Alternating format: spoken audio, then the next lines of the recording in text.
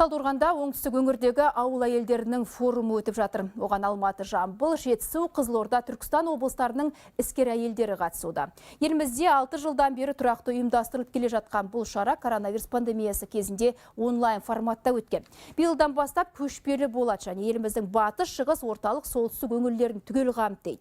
Қорытынды шара ауыл әйелдерінің 6-шы республикалық форумы Елордада өтеді. Оған дейін өңірлік мәселелер осындай ашық диалог алаңдарында талқыланып, алдағы мақсат міндеттер айқындалады. Соның ең негізгілері әйелдер кәсіпкерлігін өркендету, өзін-өзі жұмыспен қамту арқылы ауылдың әл-ауқаты мен өмір сүру сапасын арттыру.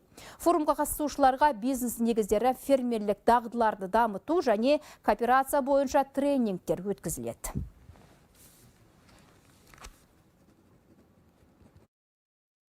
Ауыл әйелдер форумы оңтүстік аймақтық, әсіресе ауылдың әйелдеріне деген үлкен көмек деп ойлаймын.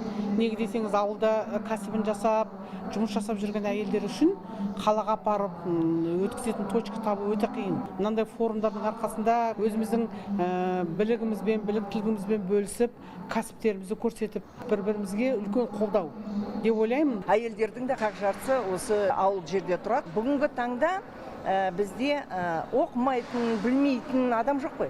Сондықтан әйелдердің беделі де өте жоғары, белсенділігі де өте жоғары. Сондықтан осындай форумдарда кішкене шынығып, үйреніп, ертең қоғам жұмысына да аралассын деген біздің ойымыз бар. Соны өзіміз нәтижесін көріп те келе жатырмыз.